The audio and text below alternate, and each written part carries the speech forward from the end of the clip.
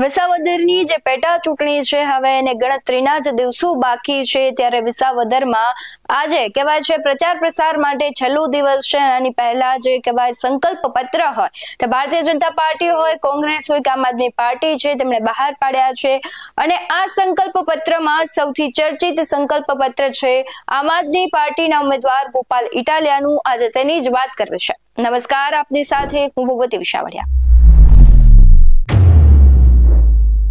આમ આદમી પાર્ટી વિસાવદરમાં છેલ્લા કેટલાય સમયથી કહેવાય છે લડત માટે મેદાને ઉતરી ગઈ છે। જ્યારથી પેટા ચૂંટણીની જાહેરાત નહોતી થઈ ત્યારથી જ ગોપાલ ઇટાલિયા છે તે વિસાવદરના જે ગામડાઓ છે, ખેડૂતો છે તેના પ્રશ્નોને લઈને તે છે કહેવાય છે કે લડી રહ્યા છે। તેઓ ઇકોઝોનનો મુદ્દો હોય કે નવી જમીન માપણીનો મુદ્દો હોય કે ત્યાંની પાણીની સમસ્યા હોય, ત્યાં જઈ રહ્યા છે ખેડૂતો પાસે અને સમસ્યાઓ જાણી રહ્યા છે। એટલે કહી શકાય કે જે પ્રી પ્લાનિંગ છે તે ગોપાલ ઇટાલિયાનું ખૂબ સારું છે। તેમણે ખૂબ પહેલાથી જ વિસાવદરની જનતા સાથે કહેવાય છે કે સંવાદ શરૂ કરી લીધો છે અને હવે જ્યારે તેમનું સંકલ્પ પત્ર સામે આવ્યું છે ત્યારે સંકલ્પ પત્રમાં જે મુખ્ય મુદ્દાઓ ખેડૂતોના છે તેમનો સમાવેશ કર્યો છે। તેમણે પત્રકાર પરિષદ કરી હતી અને તેમણે કહ્યું છે કે જો હું ધારાસભ્ય બનીશ તો જે આ મુખ્ય મુદ્દાઓ છે, વિસાવદરની જે સમસ્યાઓ છે, ખેડૂતોના જે મુદ્દાઓ છે તેને લઈને હું લડીશ। તેમણે તે મુદ્દાઓની આજે વાત કરવી છે। તે મુદ્દાઓ તેમણે સંકલ્પ પત્રમાં લખ્યા છે। સૌથી પહેલો છે ઇકોઝોનનો મુદ્દો। વિસાવદરના જે મુખ્ય કહેવાય છે કે ત્યાંના ખેડૂતો છે ખેતી ઉપર આધારિત છે એટલે ઇકોઝોનનો મુદ્દા માટે તે લડવાના છે। બીજો મુદ્દો તેમણે કહ્યું છે કે નવી જમીન માપણી છે તેનો કહેવાય છે કે તેમાં અનેક પ્રકારની જે ખોટી ગેરરીતિઓ છે તેને લઈને હું અવાજ ઉઠાવીશ। સૌની યોજનાનું પાણી છે તે દરેક ખેડૂતોને મળી રહે તેના માટે હું કટિબદ્ધ છે। દરેક ખેડૂતના ખેતર સુધી પહોંચાડવા માટે હું કામ કરીશ। ટેકાના ભાવમાં જે ખરીદીના કેન્દ્રોમાં જે ભ્રષ્ટાચાર થઈ રહ્યા છે તેના માટે હું અવાજ ઉઠાવીશ। સાથોસાથ સહકારી મંડળીના કૌભાંડને ઉજાગર કરીશ। માત્ર એક જ નહીં પણ વિસાવદર જે તાલુકાના જેટલા પણ કહેવાય છે કે આવા કૌભાંડો થયા છે તેને લઈને અવાજ ઉઠાવીશ। સરકારી કામોમાં જે કમિશન લેવામાં આવે છે તેને હું બંધ કરાવીશ અને પાયાની જે કહેવાય મૂળભૂત સુવિધાઓ છે તે ગરીબ અને વંચિત લોકો સાથે સુધી પહોંચે તેના માટેના પ્રયત્નો કરીશ અને ખાસ કરીને ગરીબને મકાન અને માલધારીઓને વાડા મળે તેવા પ્રયત્નો કરીશ। બીપીએલ કાર્ડ મુદ્દે લડીશ। સરકારી દવાખાનાની સ્ટાફ અને સુવિધા મુદ્દે લડીશ અને બીજી એને વાત કરી કે સરકારી શાળાઓમાં વ્યવસ્થાઓ નથી અને ગ્રાન્ટ છે તે ફાળવવાનું હું કામ કરીશ। જો ધારાસભ્ય ગોપાલ ઇટાલિયા બનશે તો આના કહેવાય છે કે જે પ્રાથમિક સુવિધાઓ છે, જે કૌભાંડ થઈ રહ્યા છે, ભ્રષ્ટાચાર થઈ રહ્યા છે તેના મુદ્દે લડશે। તે શું કહી રહ્યા છે તેના પર નજર કરીએ। સૌથી પહેલા તો આજની આ પ્રેસ કોન્ફરન્સમાં ઉપસ્થિત આપ સૌ મીડિયા મિત્રોને આભાર। મીડિયા મિત્રોનો સ્વાગત। આપણા રાજ્યમાં જે દુર્ઘટના બની છે અને એના કારણે આખો ભારત દેશ હચમચી ગયો છે। અનેક લોકોના દુઃખદ નિધન થયા છે અને વિશેષ કરીને આપણા રાજ્યના પૂર્વ મુખ્યમંત્રી આદરણીય વિજયભાઈ રૂપાણી સાહેબનું પણ દુઃખદ નિધન થયું છે। હું તમામ મૃતકોને શ્રદ્ધાંજલિ પાઠવું છું અને શોકથી વ્યાકુળ પરિવારને, પીડિત પરિવારોને હું મારો શોક સંદેશો પાઠવું છું। હું મારી દિલગીરી વ્યક્ત કરું છું। ઈશ્વરને પ્રાર્થના કરું છું કે ભવિષ્યમાં ક્યારેય પણ આવી રીતે કોઈ દુર્ઘટના ન બને અને આપણા દેશની અંદર આવી કોઈ આફત ન આવે એવી મારી પ્રાર્થનાઓ છે। આજે આ પ્રેસ કોન્ફરન્સના માધ્યમથી મેં જે સંકલ્પ કર્યો છે એ બાબતે રજૂઆત કરવા માગું છું। મિત્રો, વિસાવદર, ભેસાણ અને જૂનાગઢ તાલુકાની ચૂંટણી બરાબર જામી છે। મજબૂતીથી ચૂંટણીની અંદર ફાઇટ થઈ ગઈ છે। એક તરફ ભાજપ પાર્ટી અને ગુજરાતની સરકારે તમામ અનૈતિક અને ભ્રષ્ટ તાકાતો કામે લગાડી છે।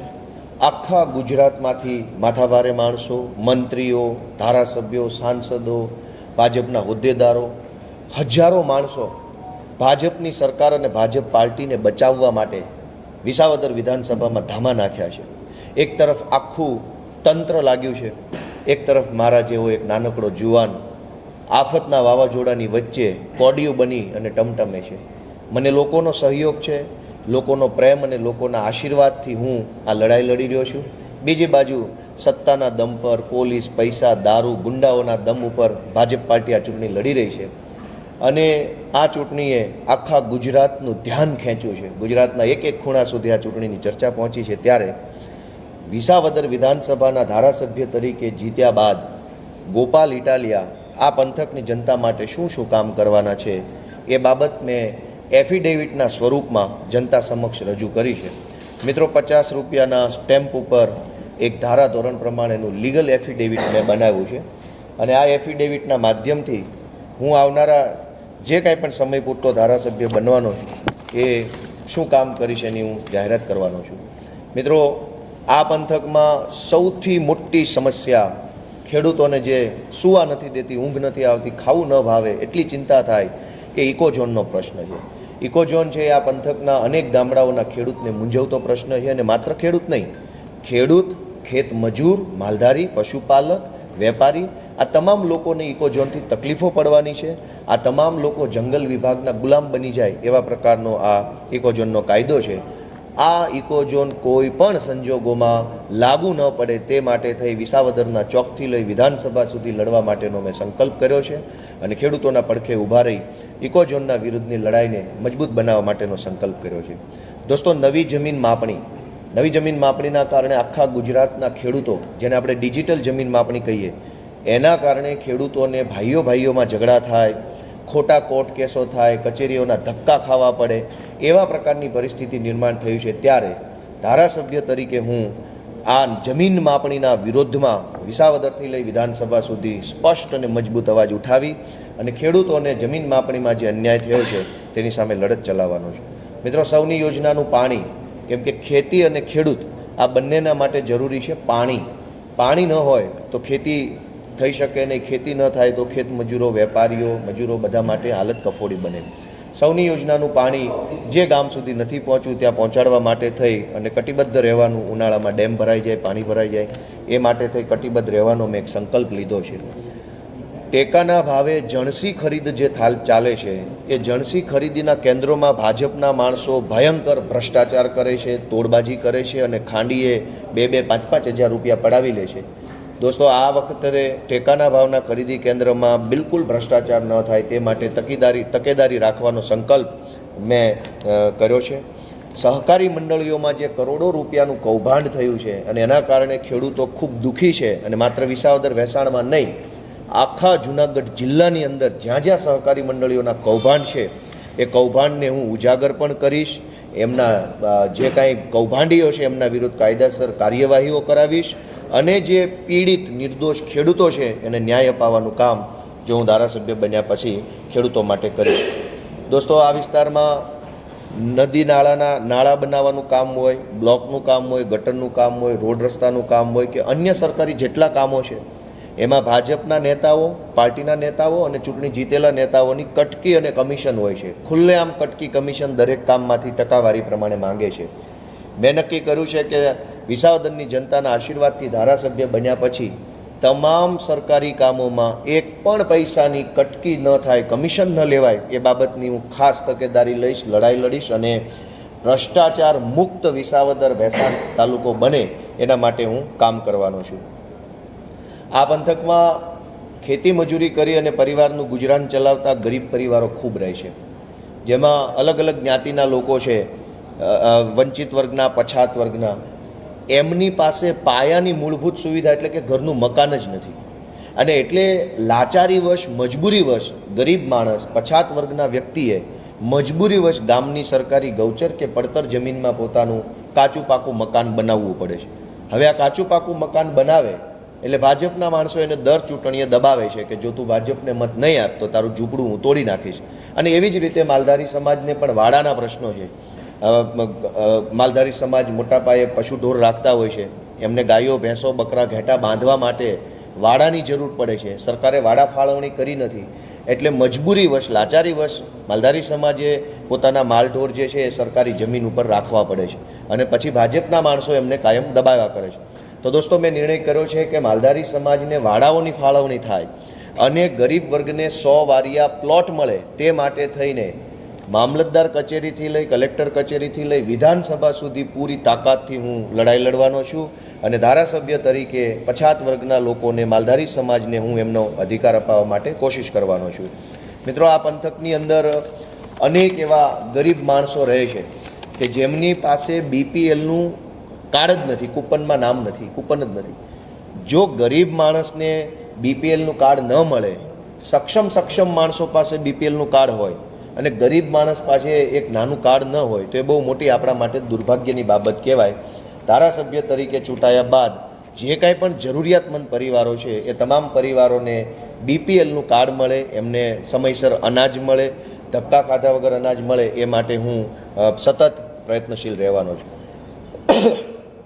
મિત્રો, સૌથી મહત્ત્વનો મુદ્દો કે વિસાવદર અને ભેંસાણના સરકારી દવાખાનામાં સ્ટાફ નથી, અતિ આધુનિક સાધનો નથી, ઘણી વખત દવાઓ નથી હોતી, સારવાર માટેની અલગ અલગ વ્યવસ્થા નથી હોતી, અને સરકારી શાળામાં પણ સ્ટાફ નથી હોતો, કોમ્પ્યુટરો નથી હોતા, બ્લેકબોર્ડ નથી હોતા, અનેક જે બીજી વ્યવસ્થા જોઈએ એ નથી હોતી. ધારાસભ્ય તરીકે ચૂંટણી જીત્યા બાદ સરકારી દવાખાનામાં અને સરકારી શાળામાં પૂરતા સાધનો મળી રહે, પૂરતી વ્યવસ્થા ઊભી થાય, આ પંથકના ગરીબ લોકોને શાળામાં અને દવાખાનામાં પૂરતી સુવિધા મળી રહે તે માટે જરૂરી તમામ ગ્રાન્ટો ફાળવણી કરવાનું કામ ચૂંટણી બાદ હું કરીશ એવો મારો સંકલ્પ છે. આ સાથે એક અતિ મહત્ત્વનો સંકલ્પ એ પણ છે કે હાલમાં મારું કાર્યાલય વિસાવદર ખાતે પણ કાર્યરત છે, ભેંસાણ ખાતે પણ કાર્યરત છે, વડાલ ખાતે પણ આમ આદમી પાર્ટીનું કાર્યાલય છે અને બિલખા ખાતે કાર્યાલય છે. ચૂંટણી બાદ પણ ત્રણેય તાલુકાની અંદર ધારાસભ્યનું કાર્યાલય ખોલી આમ જનતાને નાના મોટા જે કાંઈ સરકારી કામો પડે છે, જેમ કે કૂપનનું કામ, જેમ કે લાયસન્સનું કામ, જેમ કે પાર્સિંગનું કામ, જેમ કે એનઓસી લેવી, જાતિના દાખલા કઢાવવા, જેમ કે નવા મીટર લેવા, અનેક પ્રકારના નાના મોટા સરકારી કામની અરજીઓ લખી આપવી, એની ફાઇલ બનાવી આપવી, એની પ્રોસેસ કરાવી આપવી અને જનતાને ધક્કો ન ખાય એવા પ્રકારે ઉપયોગી થવાનું કામ આ ધારાસભ્યના કાર્યાલયના માધ્યમથી હું કરવાનો છું. ધારાસભ્યના કાર્યાલયથી તમામ સરકારી કચેરીને લગતા કામો મફત અને એક ધકે કરી આપવામાં આવે, શાનદાર રીતે કરી આપવામાં આવે એવી વ્યવસ્થા ચૂંટણી પછી હું કરવા માગું છું. મિત્રો, એક સૌથી મહત્ત્વની બાબત એ પણ છે કે આખા ગુજરાતમાં ભાજપ પાર્ટીએ નક્કી કર્યા પ્રમાણે ધારાસભ્યની ગ્રાન્ટમાંથી ઓછામાં ઓછા 10% રૂપિયા કમિશન પેટે લેવામાં આવે છે. જ્યાં સુધી ગામના આગેવાનો, ગામના સરપંચ કે જ્ઞાતિના આગેવાનો 10% કેશ રૂપિયા ધારાસભ્યને, ભાજપના ધારાસભ્યને એડવાન્સમાં ન આપે ત્યાં સુધી ગ્રાન્ટનો લેટર રિલીઝ કરતા નથી. મેં નિર્ણય કર્યો છે કે વિસાવદરના જનતાના આશીર્વાદથી ધારાસભ્ય તરીકે ચૂંટાયા બાદ એક પણ પૈસાની કટકી કે કમિશન લીધા વગર 100% ગ્રાન્ટ ગામના સમાજના લોકોના વિકાસમાં વપરાય તે માટે હું પ્રયત્ન કરવાનો છું. અને સરકારી કામોમાંથી જે હપ્તાઓ લેવામાં આવે છે સરકારી માણસો દ્વારા, કોન્ટ્રાક્ટરો દ્વારા કે ભાજપના લોકો દ્વારા, એ હપ્તાઓ બંધ કરાવવાનું કામ પણ હું ધારાસભ્ય તરીકે કરવા માગું છું.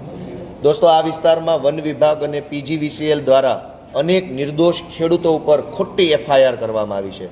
કોઈ જાનવર મરી જાય, કોઈ જંગલી પશુને ઈજા થાય તો વન વિભાગ દ્વારા ખેડૂત કે ખેત મજૂરને ખોટા કેસોમાં ફસાવી દેવામાં આવે છે. પીજીવીસીએલ દ્વારા પણ ખેડૂતોના ખેતરે જઈને, ગરીબ માણસના ઘરે જઈને ખોટા ફોટા વિડીયો બનાવી અને કારણ વગરના કેસો કરવામાં આવે છે. ધારાસભ્ય તરીકે આ વિસ્તારમાંથી ચૂંટણી જીત્યા બાદ જે નિર્દોષ વ્યક્તિઓ, ચાહે કોઈ પણ જ્ઞાતિના હોય, કોઈ પણ ગામના હોય, જે નિર્દોષ વ્યક્તિ ઉપર વન વિભાગ કે પીજીવીસીએલ દ્વારા ખોટા કેસો કરવામાં આવ્યા છે, તમામ કેસોમાં વકીલ તરીકે હું લીગલ માર્ગદર્શન અને મદદ નિઃશુલ્ક ભાવે પૂરી પાડવાનો સંકલ્પ કરું છું. વિસાવદર અને ભેંસાણ બંને તાલુકામાં એક અદ્યતન લાઇબ્રેરી બનાવવાનો મારો સંકલ્પ છે. કેમ કે આપણા આ બંને તાલુકા છે એ નાના સેન્ટર છે. અમદાવાદ, રાજકોટ, ગાંધીનગરની સરખામણીએ ભેંસાણ અને વિસાવદર નાનું સેન્ટર છે. અહીંના યુવાનોના પણ સપના મોટા છે. કોઈને સરકારી નોકરીમાં મોટા અધિકારી બનવું છે, કોઈ યુવાનોને મોટો વેપાર ધંધો કરવો છે, પણ અહીંના યુવાનોને એ મદદ અને માર્ગદર્શન મળી રહેતું નથી. તો મેં સંકલ્પ કર્યો છે કે આપણા વિસાવદર અને ભેંસાણના યુવાનોને સરકારી નોકરી માટે જીપીએસસી લેવલની માહિતી, મદદ અને માર્ગદર્શન મળી રહે તે માટે મહિને એક વખત કે 2 મહિને 2 વખત અમદાવાદથી, રાજકોટથી, ગાંધીનગરથી તજજ્ઞ વ્યક્તિઓ જેઓ સરકારી ભરતીના ક્લાસીસ કરાવતા હોય, ખૂબ નોલેજેબલ હોય એવા માણસોને વિસાવદર ભેંસાણ લાવી સેમિનાર કરાવી આપણા આ ગ્રામીણ ક્ષેત્રના દીકરા દીકરીઓને સરકારી સ્પર્ધાત્મક પરીક્ષાનું માર્ગદર્શન અપાવવું અને નવા ધંધા માટેની માહિતીના સેમિનારો પણ ધારાસભ્ય તરીકે હું કરવાનો સંકલ્પ કરું છું. દોસ્તો, આ વિસ્તારના મહિલાઓને પણ કામ મળે. કેમ કે આપણો આખો વિસ્તાર જે છે એ ખેતી આધારિત વિસ્તાર છે. ખેતીની અંદર જો સમયસર સારો વરસાદ થાય તો 3-4 મહિના બધાને રોજગારી મળી રહે છે. પરંતુ ચોમાસાની સિઝન બાદ કર્યા પછી જ્યારે ખેતરોમાં, બધા જ ખેતરોમાં પાણી નહીં હોવાના કારણે શિયાળું કે ઉનાળું વાવેતર થતું નથી. એટલે ચોમાસું વાવેતર 100% હોય છે, ત્યારે રોજગારી પણ 100% મળે છે, પરંતુ શિયાળુ અને ઉનાળુ સમય દરમિયાન 50% કરતાં પણ રોજગારી ઘટી જાય છે.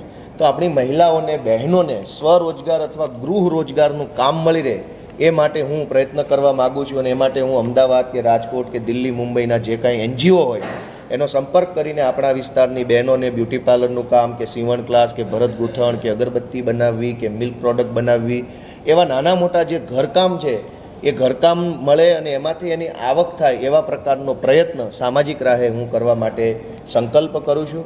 અને આ પેટા ચૂંટણીનું પરિણામ જે આવે તે, વિજય આવે કે પરાજય, મેં નિર્ણય કર્યો છે કે આવનારા દિવસોમાં હું ભેંસાણ વિસાવદરમાં રહીને મારો લોક સંપર્ક સતત ચાલુ રાખીશ, લોકોની વચ્ચે રહીશ અને લોકોની સાથે રહી અને જે કાંઈ કામો કરવા માટેનો મેં સંકલ્પ કર્યો છે એમાં હું સતત લોકો સાથે જોડાયેલો રહીશ. તો મિત્રો, મેં એફિડેવિટ ઉપર મારો સંકલ્પ રજૂ કર્યો છે. જનતાએ આ સંકલ્પને ખૂબ વધાવ્યો છે. મને અનેક ફોન આવ્યા, લોકોને ખૂબ ખુશી થઈ કે કોઈ તો માણસ છે જેણે અમારા મુદ્દાઓની વાત કરી છે, અને એમાં એફિડેવિટ ઉપર આ સંકલ્પ લેવાથી જનતાને વિશેષ ખુશી થઈ છે. હું એવી આશા રાખું છું કે ભાજપ પક્ષમાંથી 400 જેટલા નેતાઓ અહીંયા ફરે છે, એ 400 નેતા એમના ઉમેદવારને વિનંતી છે કે તમે જો કંઈક સારું કામ કરવા માગતા હોય તો એફિડેવિટ કિરીટ પટેલનું કરાવી અને લખીને આપે કે ઇકોઝોન હટાવશે કે નહીં હટાવે. આ પંથકના મુખ્ય 5 પ્રશ્નો: મંડળીના કૌભાંડ, ટેકાના ભાવમાં ખરીદી, ખાતરની અછત, ઇકોઝોનનો પ્રશ્ન, સૌની યોજનાનું પાણી અને જમીન માપણી.